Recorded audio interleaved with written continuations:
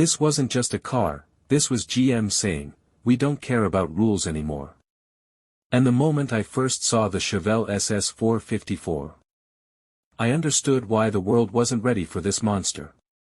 I'm not telling you a fairy tale. I'm telling you how one single machine became the symbol of American muscle power, without asking permission from anyone. Back then, the muscle car world was already getting nervous. Insurance companies were attacking. Government was tightening. Car makers were starting to get scared. They all were preparing to go small, weak, efficient. But Chevrolet? They said no. They took a normal Chevelle body, and stuffed a 454 cubic inch big block into it. They didn't care if the world liked it. They did it because they could. The name was simple, SS Super Sport. But the message was loud, this is the biggest V8 we ever shoved into a street car.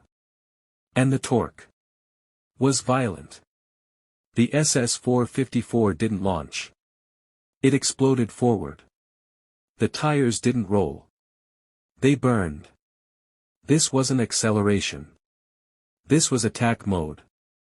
When you pressed the pedal, the car didn't ask, are you sure? It asked, can you handle what's coming? People today keep arguing horsepower numbers. But the truth is, GM underrated this engine. They wrote conservative numbers on paper. Because they didn't want panic everywhere. Real owners will tell you, this engine was much more powerful than the brochure said. It wasn't measured on dynos. It was measured in fear. And that's why the SS 454 became a symbol. Not of speed. But of attitude. This car came from a time when car companies still had freedom. The designers didn't sit with lawyers. Engineers didn't ask permission from the government. They just built whatever their imagination could handle.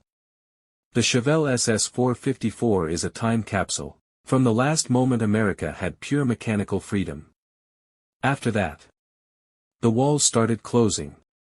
Emissions hit. Regulations came. The muscle era collapsed. Everyone became weaker after this. Everybody played safe. But the SS 454 will always remain that one moment.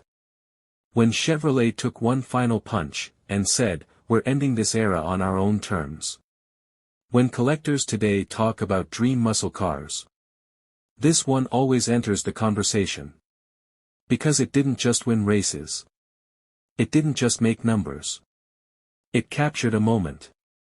A feeling. A rebellion. This car is not famous because it was fast. It's famous because it was the last time a car company broke all limits.